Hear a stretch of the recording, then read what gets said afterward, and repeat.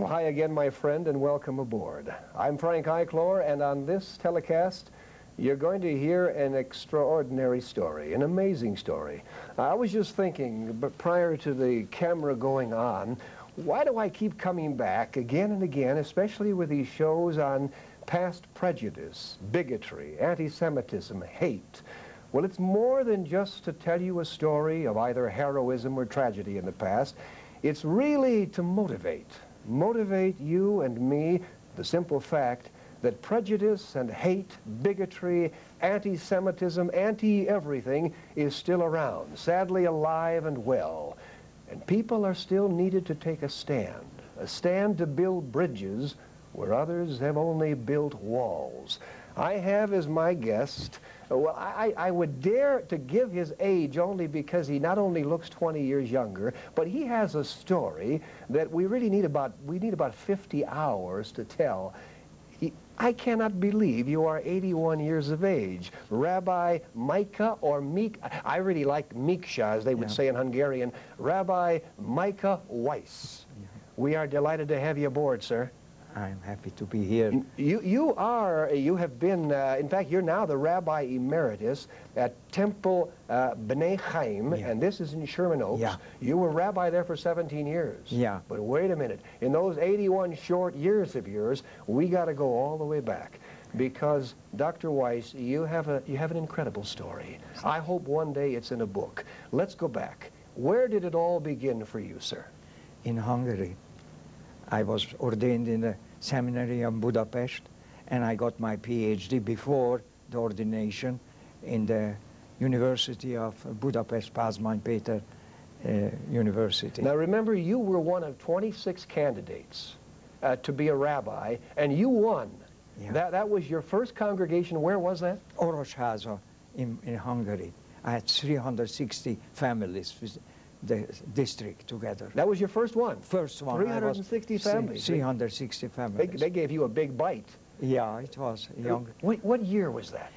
I started September the 1st, 39, as assistant rabbi, and then when they ordained me in 41, March the 5th, I became the chief rabbi. Now, 1939, 40, 41, all of a sudden, anybody out there who is a little older like me or like you is thinking, wait a minute, Hungary, 39, 40, 41, Adolf Hitler, and the Nazi machine cranking up, the jackboots marching, the Heil Hitler, the Mein Kampf book. What happened? Remember you, when Hitler was coming in, what was the first impact on your life during World War II? We are lost.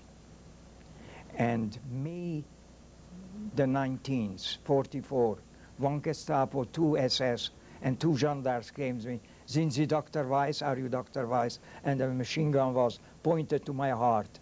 And I said the Shema Israel, the Jewish confession, and the death shivering went down on me. And then they put me in a truck. Wait a minute, because that's another part of the story, and I've got all that down. Yeah. We need, as I say, 5 hours with you, and I've only got a half an hour. But remember, you were friendly with a Lutheran minister. What was his name? Tell me about it. Erwin Fürst. I won't try saying that. Fürst. Like you've got it. But God bless. Who was he? What did he do? He rescued, by the way, he rescued all the Torahs from our synagogue. That's the Hebrew Scriptures, the Bible. From the synagogue. And he saved my watch too, what I got for my doctorate. And I was, This was the Lutheran pastor. Lutheran. But wait a minute. Director. Also, when you came back, you were welcomed by your friend? Yeah, I was walking on the street. He didn't recognize me because I lost all the weight and my hair. And I told him, Erwin. And I said, Mishka, you are, and he hugged me. Come to my home. I give you your golden watch, and he wanted to give me your suits and food and everything. He was one who took a stand. Many didn't take a stand. Yeah. What happened to your family? My family were wiped out. You say that in one painful sentence. Yeah. But what do you mean, family? How many? 40 members. all in Hungary, but one of my sister survived in Budapest with her family. Rabbi Weiss, 40 loved ones, Yeah. 40 of your precious loved ones yeah. perished? Perished. Where, Auschwitz? Auschwitz. My father, for example. They just had the 50th commemoration Yeah. of Auschwitz. Yeah. And that's something, a name, Auschwitz-Birkenau, Yeah. that will live forever in you. Yeah, I was in a different Auschwitz. I was in Mauthausen, Gunskirchen. I have been to Mauthausen and Auschwitz. Gunskirchen. You were there at Mauthausen? Yeah, yeah. And I marched on the Eisenerz Death March. The blood ran like a river on the street because they machine gunned us. Blood running like... Like water on the highway. What happened with your sister and Raoul Wallenberg? Yeah, they were rescued in Budapest. My sister Szerinke and my brother-in-law and the children. And when I came back, and I rang the bell in Budapest, she didn't recognize me. What do you want, she asked. I said, I am your brother Mishka. Oh. And she started to cry, and they accepted me because I had this black typhus, and I lost all my weight, my hair. You looked more dead than alive. Yeah, I did that. But it was Raoul Wallenberg, that Swedish diplomat, Who saved whose them. efforts saved her and, what, 100,000 others? Yeah, in Budapest. No one knows. And then he disappeared into Russia. The Russian. Never to be heard from again. You were taken, what, to 2 jails and a camp. What happened with your sufferings? Where did you wind up? Yeah, they took me in 2 jails, and a camp was Hajdú St. George, where the elite from Debrecen and other cities were there. And then, I tell you frankly, I realized I will die anyway. And then, in a huge stable we were, and I made up my mind, I will encourage them, don't give up. We will survive. And then they cried all, and then from Debrecen they made an oath, when we come back, you will be our chief rabbi. No, wait, this is amazing, because you're now suffering so much you don't care if you die. In fact, death would be better. At least you wouldn't be suffering. But you made up your mind that as long as you were alive, you were going to encourage others. I did it. You wouldn't let them know you wanted to die. You would encourage them to live. And they would live, and God saw you through because you would live too. Yeah. Tell me again, you were sharing before, but a little more detail. When the Nazi came up to you and put the gun to your heart, where were you? What was it like? I knew I will die. They will kill me. And then I said the Shema Israel. Since then, Hear, O Israel, the Lord is one, Eloheinu Adonai Echad. This was your final prayer. You were going into eternity. Yeah. What happened? Then they're shivering. Then they grasped my watch and everything. Then they put me in a truck. And they took me to the yard, the police yard, where the board members were all there. They were also hostage. Then in the afternoon, they put us all in a truck. And the SS asked, who is the youngest among you? I was the youngest. Took us to watch. In 5 minutes, you don't collect all the garbage, I will shoot you with the revolver. I don't know even today how could I make in 5 minutes. And I did it because God was with me. Threatened always with death. Death. How were you finally, where were you when the war ended, and how were you finally rescued, sir? The Pattern Army liberated me in Gunskirchen, in the death camp, May the 5th, 45. And then later they nominated me chaplain in Hershing in the American Army. Now, your education, I mean, your mind, your grasp is so enormous. You speak at least 6 languages, maybe more. You have written books. In fact, you've got 1 book published in Japan. Yeah. You have 2 doctorates. Yeah. You've been rabbi of about everything important, as far as I'm concerned, that you could be. But then there was this tie-in in the past with Finland. You've told me stories about the Finns and the Jewish people and the Holocaust and Hitler that I mean, I'm a historian, but I never knew some of these things. Take me back a little bit and give a little bit of Finnish history. Yeah. After the Hungarian Revolution, I became the Chief Rabbi of Finland. You went to Helsinki? The Helsinki. Okay. Later they elected me as Chief Rabbi for all congregations. And I told my story. The Jews didn't want to believe what happened with the Holocaust. And all the Jews were rescued in Finland. Now, before we even get there, Yeah. because it is an amazing thing, Finland, you shared this with me, a little history of Finland. It was, for example, in 1809 Yeah. that the Russians captured Finland. Finland, Right? from the Swedes. Under the Swedes, and then they annexed this. Yeah. Now, what happened with young men, for example, who were 18, and what happened to little Jewish kids? They kidnapped them when they were 12 years old, and 6 years they tortured them to forget they are Jewish. They forced them to eat a pig, chazer, as we say in you, and forgot, and they wanted to Christianize, to make the cross. Force them into, quote, Christianity, which was not Christianity, it was paganism. Paganism. We're using the name Christianity, but the Jewish people have seen too much of that. Wait, I got to get this again. 12 years of age, they're kidnapped. Yeah, kidnapped. Then for 6 years, they're brainwashed. Brainwashed. They're fed pig and pork and everything else. Yeah. You're no longer Jewish. Yeah. Now they're 18. What happens when they're 18? They had to serve 25 years in a canton. Incredible. For the Russians. And in Helsinki there was one canton, one camp. And after 25 years, the Jews who survived, many died in different wars, they established the congregation. First they established the Chevra Kadisha, then they established the Bikur Cholim who were sick, and in 1906 they established and inaugurated a synagogue. And is this where you came in? No, I came in.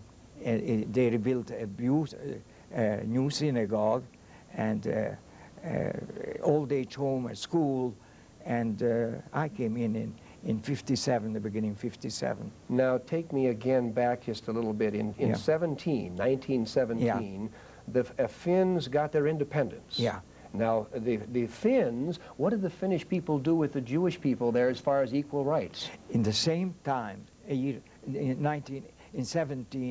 1 year later, all the emancipation, all the rights what the Finns had, they gave for the Jews. Is that right? Up to date, they have the same rights. How precious. And then of course, there was this a man you told me about, and I still remember his name, Dr. Erkki Eiras. Erkki Eiras. Tell me that story again. The story was, Erkki Eiras was one of my best friends, was a Lutheran minister. That was in Finland? In Finland, Okay. in Helsinki. Yeah. And he invited me to speak in his synagogue, in his church. Later he invited me in the forest for a lunch and in a villa. And he honored me with the sauna. The greatest honor is when the Finns invite you in a sauna. A sauna, you mean to refresh yourself? Steam bath. Yeah, the real thing. Yeah, this and was then this was their greatest, if they ever asked you to go to a sauna, this was the highest honor you could get in Finland. And then to go in the ocean. Oh, and boy. it was cold, winter. From hot to cold. You go hot to cold. I said, it's an insult if you don't accept. Then I said, Erkki, I have a big heart for the typhus what I get in the concentration camps. Forgive me. And he forgave it to me. Then he took me to the villa, and where we Jews, we have the mezuzah, there was a dagger. A dagger. The mezuzah and the dagger. The mezuzah wasn't what a dagger was there. Yes. Where we And then we go in, everyone took off his jacket. His father and 9 brothers were there, all had daggers on the left side. They were all Lutheran ministers. Lutheran ministers with a dagger. The Finns, the daggers. Huh. And he saw I was pale and was frightened. He told me, Mika, Mika, he called me, Mika, this is protection for our friends and friends, but that's for our enemies. Wow. What they were, in fact, the story of the dagger, it gets a little bit more detailed. The Jews in Finland, Dr. Weiss, never went through the Holocaust. Now, but let me back up again. First, they got equal rights, or the Jewish people got equal rights when Finland received its independence. In '38, the Russians bombed Helsinki. Now, the Finns fought, and they won. And, of course, the Finns hated the Russians and the Germans. Now, the Jews in Finland never went through the Holocaust. You told me that not one single Jew was ever delivered by the Finns. Not one single Jew. Over to the Nazis. Over to the Nazis. But it's plus, when the Finns were allies with the Germans against the Russians, the Jews served as soldiers, some of them high-ranking officers in the Finnish army, and some Germans had to salute them. My vice president was a captain, Mr. Lefko, I don't know, he's still alive, and he was a captain. They had to salute the Germans to them. Incredible. Now, let me ask you, remember a man named Misha Kagan? Misha Kagan was a member of your congregation, and he was also in the Finnish army. Now, he was a Jewish guy. He's a Jewish guy. Okay, well, what happened with him one day? Had a very interesting encounter at a restaurant. He was on leave, and he was hungry. He went in Helsinki in a restaurant, and a SS lieutenant and a Finn Nazis saw him to come in, and the SS lieutenant ran to him and slapped him and told him, "You are a dirty Jew, a kike." Wait, this is right in the restaurant? Right in the restaurant. And then Misha Kagan was like the Finns. He grasped the Nazi lieutenant, threw him on the floor, and trampled on his head with his boots. He picked on the wrong one. And then the ambulance came, picked up the lieutenant, and military police put Misha Kagan in handcuffs, took back to his battalion, and they put him in jail. 2 days after, the Finnish major called him, "Do you know, Sergeant Misha Kagan, you will be court-martialed?" And he said, "Why, Major? This dirty Nazi hit me and told me dirty kike." I was defending myself. I was defending myself. And he told him, the major, the Finnish major, "Misha Kagan, you won't be court-martialed because you hit this Nazi. You will be court-martialed, you didn't kill him." And he took up his handcuffs and go back. He was freed. Freed. In other words, Nazis could not buy the Finns. No. They couldn't threaten the Finns. They couldn't win the Finns. They couldn't challenge the Finns. They were too tough. Remember also when Hitler sent Jodl. Jodl was the chief of staff, right? For the German military. Hitler sent him on a special mission, Rabbi Weiss, to Finland. Well, what was that all about? To protest, because the Finnish newspapers attacked not only the SS, what they did in Denmark, but even the Wehrmacht. And Hitler got furious and sent Jodl to protest to Mannerheim. He sent the big man himself. The big man himself. And he protested, and Mannerheim, the field marshal of Finland, and later was he president later on? President of Finland, sold to him. There in Finland is freedom of press. Abtreten, over. That was Mannerheim. He told he told the Nazi. In Finland, there's the freedom of the press. Oh, and then he said, "Salute and go away." We'll go away. Salute and go away. So the Nazi had to salute him and march out. March out. This is incredible. You know, let me take you back a little bit, because while all of these stories are thrilling of courage, tell me a little bit about some of the 40 people who perished in your family. Was that your dad, your mom? Mom died, thank God, in 41. But my brother and sister and all relatives from my father's side and mother's side, except I survived only. They were perished in Auschwitz, you know. And the whole congregation was wiped off where I was born.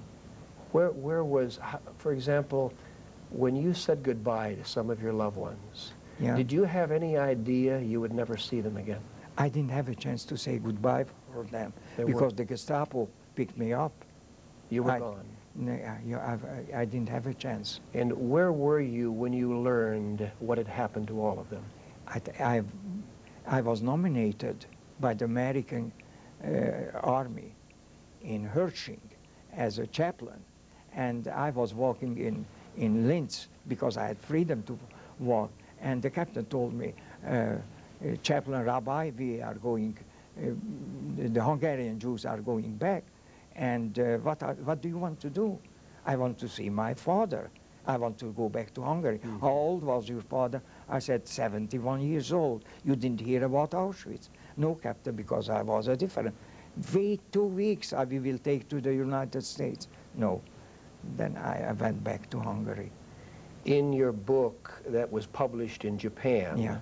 Amazing book, and probably more amazing pictures, because you have pictures of some of your loved ones and yeah. of you. You also have pictures of the gas chamber and the, yeah. the showers. I've been there. Yeah. I've seen this incredible inhumanity to man. But when you hear today, Rabbi Weiss, of people, Holocaust revisionists, yeah. it never happened, attempting to whitewash the crimes of unbelievable things, yeah. what does it do to you? I tell the stories. Wherever I stopped because I got older, but before I talk to the police department and in schools, what is my, they cannot deny it, you know. Therefore, 4.5 hours I was interviewed about my story in the camp too, by the Wiesenthal Center, but I don't know, because they want to deny it. It is a shame for them that such a thing happened. 6 million were killed in gas chambers and made soaps. In Vienna, when I was in Vienna in the camp, I got a soap, was Reinjudenfette, RJF fat. I didn't know it. Later they told me they made soap from them. Mm. Let me ask you this: when did you come to America, and what happened when you came here to this country?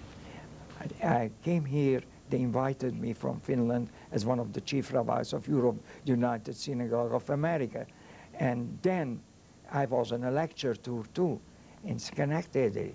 Schenectady, New York. In New York. Mm-hmm. I was on a lecture by the conservative movement, and the Reform rabbi brought me a letter for my wife from Stockholm. Stop lecturing.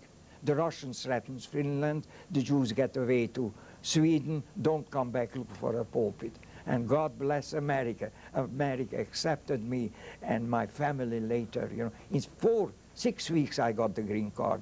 I was my wife. Well, you say God bless America, but I also think America was blessed to have you and people like you. See, we forget here in this country, people with all this racism and hate, we forget we're a land of immigrants. Yeah. This is a land of immigrants. Yeah. In fact, there's only one original American, that was the Indian, and we didn't treat him very nice.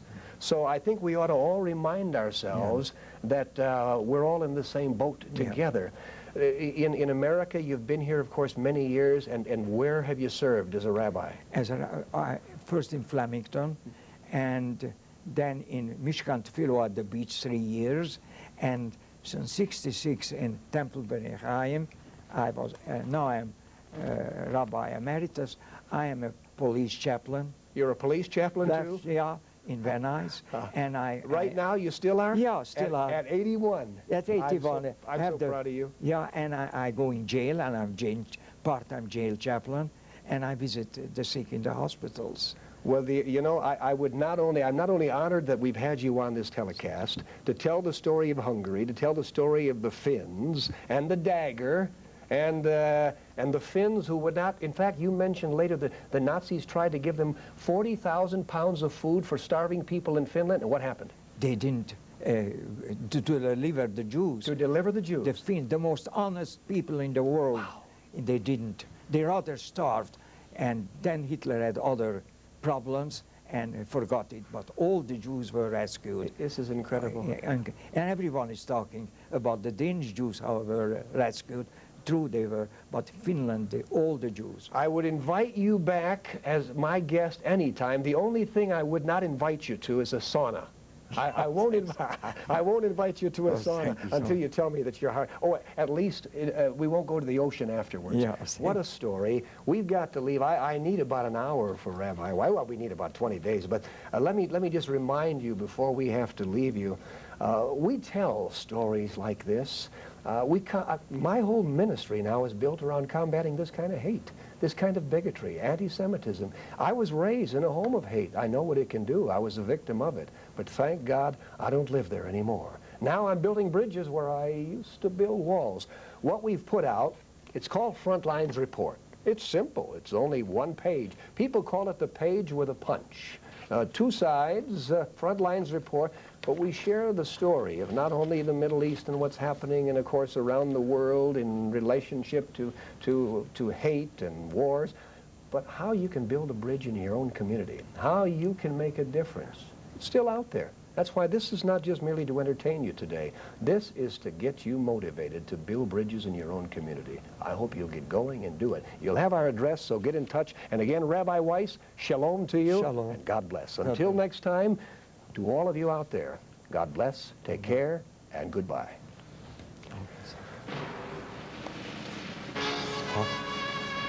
You